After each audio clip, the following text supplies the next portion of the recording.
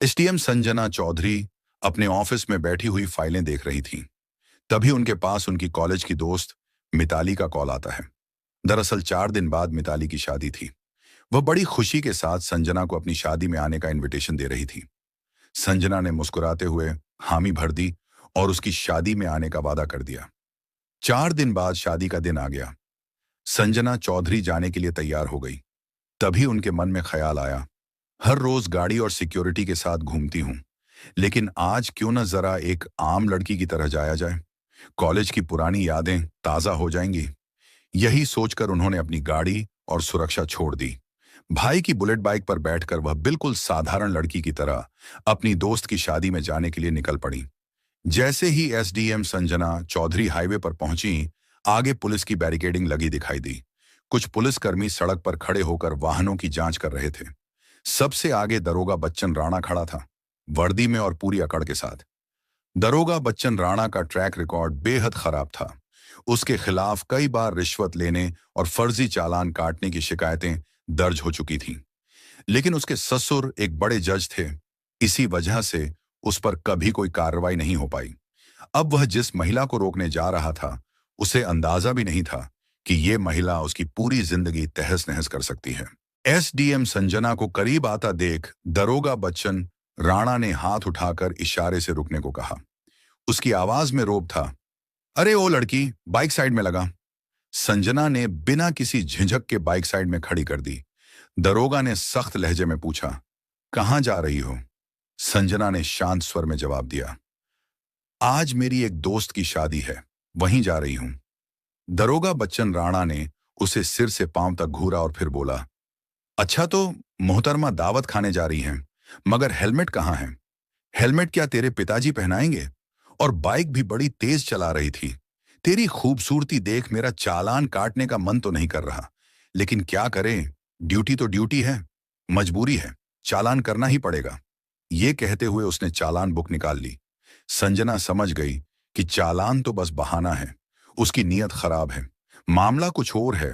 उसने शांति से कहा, सर, मैंने कोई नियम नहीं तोड़ा है।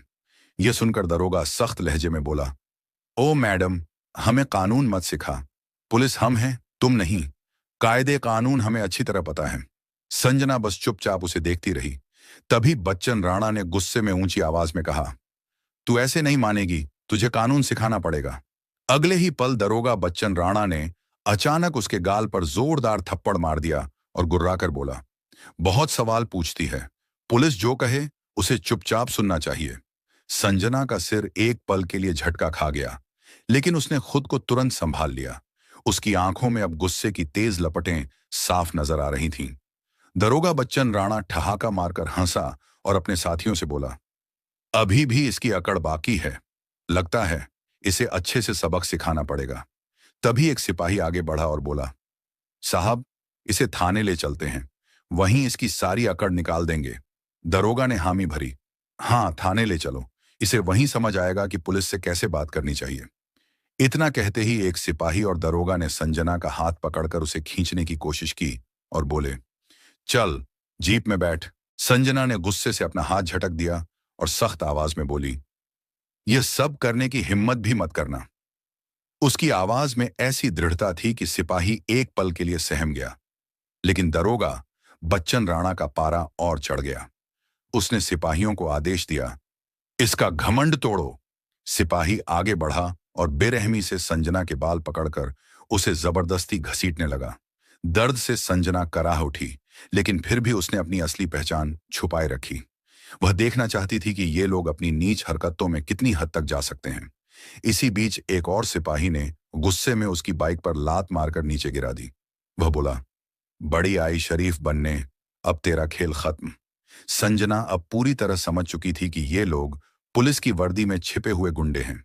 दरोगा की आंखों में गुस्से की आग थी। वह गुस्से में बोला, बहुत देखी हैं तेरी जैसी पापा की परियां, दिन में 50 आते हैं तेरे जैसे, तू पुलिस से भिड़ेगी? अभी तेरी औकात दिखाता हूं। उसने अपने सिपाहियों को आदेश दिया, चलो रे, ले चलो इसे थाने, वहीं इसकी सारी नेतागिरी निकालेंगे। एसडीएम संजना चौधरी अब भी चुप थीं। उन्होंने अब तक अपनी पहचान उजागर करने का कोई इरादा नहीं किया था। वह देखना चाहती थीं कि प्रशासन किस हद तक गिर चुका है और यह लोग अत्याचार में कितनी दूर जा सकते हैं। दरोगा बच्चन राणा अब झुंझला चुका था।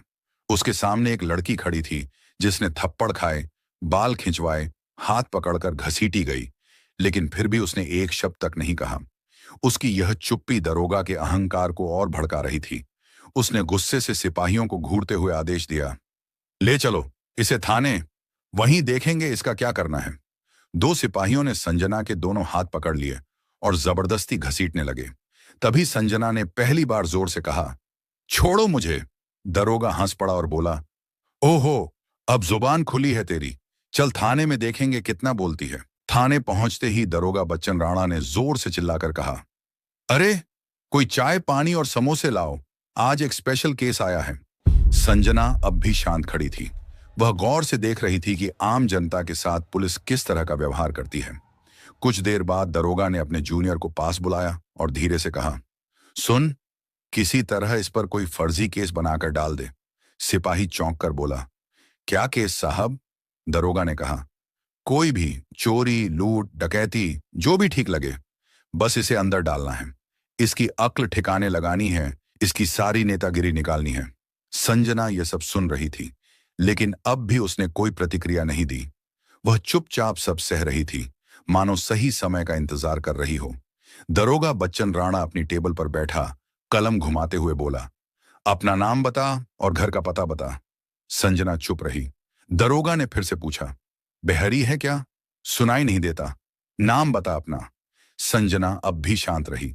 गुस्से में दरोगा ने मेज पर जोर से हाथ मारा और चिल्लाया, नाम बता, वरना अंजाम बुरा होगा। कुछ पल की खामोशी के बाद संजना ने धीमे स्वर में कहा, संजना। दरोगा ठाका मारकर हंसा, बहुत चालाक है तू, लेकिन यहां ज्यादा होशियारी मत दिखाना, वरना भारी पड़ेगा। दरोगा ने एक सिपाही को इशारा किया और सिपाहियों ने जबरन संजना को लॉकअप में डाल दिया। लॉकअप गंदा और बदबूदार था। भीतर पहले से ही एक महिला बैठी थी। संजना ने उससे पूछा, तुम्हें किस जुर्म में डाला है? महिला बोली, मुझे झूठे केस में फंसाया गया है। फिर उसने संजना से पूछा, और तुझे? संजना ने शांत स्वर में जवाब दिया, कुछ नहीं। अब वह और गहराई से सोच रही थी। अगर एक एसडीएम को बिना सबूत यूं ही अंदर किया जा सकता है, तो आम जनता का क्या हाल होता होगा। बाहर दरोगा बच्चन राणा ने सिपाहियों से कहा, इस पर चोरी और ब्लैकमेलिंग का केस डाल दो। सिपाही हिचकिचाया, लेकिन साहब, बिना सबूत के। दरोगा हंस पड़ा, सबूत? इस थाने में सबूत ही तो बनाए जाते हैं। कुछ देर बाद बच्चन राणा खुद लॉकअप में आ पहुंचा। वह गुस्से में हाथ उठाकर संजना को थप्पड़ मारने ही वाला था कि तभी दरवाजे से एक कड़क आवाज आई, रुक जाओ। सभी की नजरें दरवाजे की ओर घूमी। वहां पुलिस अफसर सोहन कुमार खड़ा था। थाने में उसकी छवि एक ईमानदार अधिकारी की थी। सोहन ने लॉकअप में बंद महिलाओं की हालत देखी तो उसके चेहरे पर शिकन उभर आई। उसने सख्त आवाज में पूछा, यह सब क्या हो रहा है? बच्चन राणा हल्की मुस्कान के साथ बोला, कुछ नहीं सर, बस एक सड़क छाप लड़की ज्यादा होशियारी दिखा रही थी तो सबक सिखा रहे थे। सोहन ने संजना की तरफ गौर से देखा। उसके हाव भाव किसी साधारण महिला जैसे नहीं थे। उसे कुछ अजीब लगा। उसने बच्चन राणा से पूछा, इस महिला का जुर्म क्या है? बच्चन राणा थोड़ा हड़बड़ा गया, सर, इसने चेकिंग के दौरान बदतमीजी की थी। सोहन को उसकी बात पर विश्वास नहीं हुआ। उसने सीधे संजना की ओर देखा और शांत स्वर में पूछा, तुम्हारा नाम क्या है? संजना अब भी चुप रही। बच्चन राणा झुंझलाकर बोला, देखिए सर, ये तो अपना नाम तक नहीं बता रही है। सोहन समझ चुका था कि मामला गंभीर है। उसने आदेश दिया, ठीक है, इसे दूसरे लॉकअप में डालो। सोहन के आदेश पर सिपाही संजना को दूसरे लॉकअप में बंद कर दिया। यह कमरा पहले से भी ज्यादा अंधेरा, गंदा और बदबूदार था। अंदर दीवारों पर मोटी नमी जमी हुई थी। संजना ने चारों तरफ देखा। अब वह इस प्रशासन का असली चेहरा और साफ देख पा रही थी। हर बीतते पल के साथ उसका यकीन और पक्का हो रहा था। कानून अब सिर्फ कागजों पर रह गया है, असलियत में तो इसे रौंदा जा रहा है। इत्तेफाक से उसी दिन डीएम साहब हरीश माथुर पुलिस थानों का दौरा कर रहे थे। अचानक एक सिपाही घबराते हुए थाने के भीतर आया और बोला, साहब, बाहर एक बड़ी गाड़ी आई है। दरोगा बच्चन राणा चौंक कर बोला, गाड़ी? कौन आया है? सिपाही ने कहा, सर, गाड़ी सरकारी है। इतना सुनते ही पूरे थाने का माहौल बदल गया। तभी डीएम हरीश माथुर ने थाने में कदम रखा। उनकी आंखों में गुस्से की चमक थी। उन्होंने सीधा दरोगा बच्चन राणा की ओर देखा और कड़क आवाज में बोले, दरोगा साहब, यहां क्या हो रहा है? बच्चन राणा के पसीने छूट गए। वह अटकते हुए बोला, साहब, कुछ नहीं, बस एक मामूली केस है। डीएम की नजर संजना पर पड़ी। उन्हें देखते ही वे चौंक गए और तुरंत बोले, अरे मैडम, आप यहां इस हाल में? डीएम साहब ने टेबल पर पड़ी संजना की फाइल उठाई और ध्यान से पढ़ी। फाइल में लिखा था 420 और ठगी का केस। डीएम की गूंजती आवाज थाने की दीवारों से टकराई। इस महिला पर 420 और ठगी का केस? सबूत क्या है तुम्हारे पास? बच्चन राणा पूरी तरह हड़बड़ा गया। उसके पास कोई जवाब नहीं था। डीएम साहब ने सख्त आदेश दिया, इन्हें तुरंत लॉकअप से बाहर निकालो। फिर उन्होंने बच्चन राणा की तरफ देखा और गुस्से में बोले, दरोगा साहब, आपको पता भी है ये महिला कौन है? ये इस जिले की नई नियुक्त हुई एसडीएम संजना चौधरी हैं। यह सुनते ही पूरे थाने में सन्नाटा छा गया। सभी पुलिसकर्मी हैरान खड़े रह गए। बच्चन राणा के हाथ पैर कांपने लगे। उसकी आंखों के सामने जैसे अंधेरा छा गया। जिसे वह फर्जी केस में फंसा रहा था, वही इस जिले की एसडीएम निकली। तभी एसडीएम संजना ने डीएम साहब से कहा, इस दरोगा ने मेरे ऊपर हाथ उठाया और मेरे साथ बदतमीजी की और मेरे ऊपर फर्जी केस डाल रहा था। और लॉकअप के अंदर जो महिला बंद हैं, वे बता रही थीं कि उन पर भी इसने झूठा केस डाला है। डीएम की आंखें गुस्से से लाल हो गईं।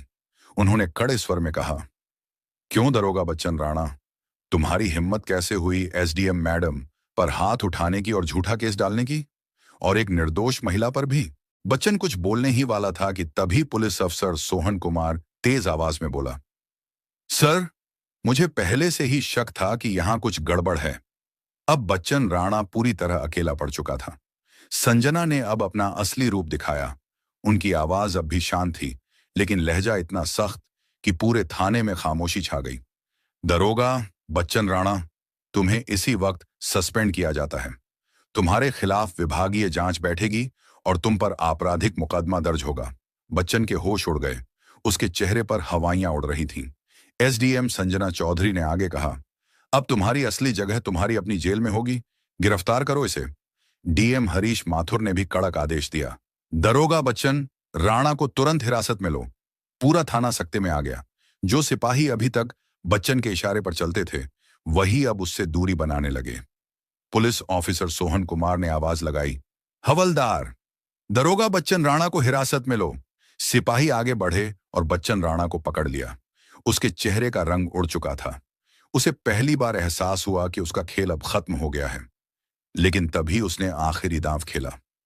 उसने हंसते हुए कहा, रुकिए एसडीएम मैडम, क्या आपको लगता है कि इस थाने में सिर्फ मैं ही भ्रष्ट हूं?